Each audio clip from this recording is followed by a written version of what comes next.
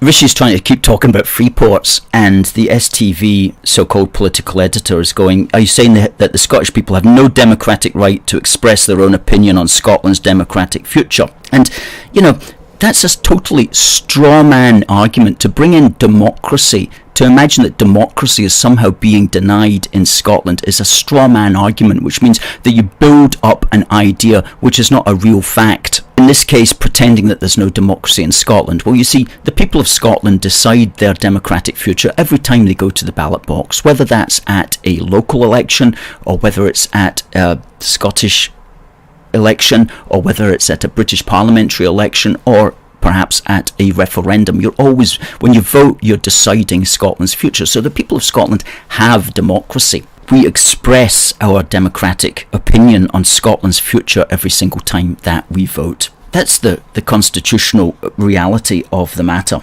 It was an extremely biased interview, and I'm not going to play it. But the three main takeaways for me were simply that STV, especially STV, but also BBC Scotland, will push a hostile environment for pro-UK politicians from Westminster, whether that's Sunak or whether it's Starmer, whenever they come to Scotland. Okay, the Scottish media will push a hostile environment for pro-UK politicians from Westminster, whether Sunak or Starmer.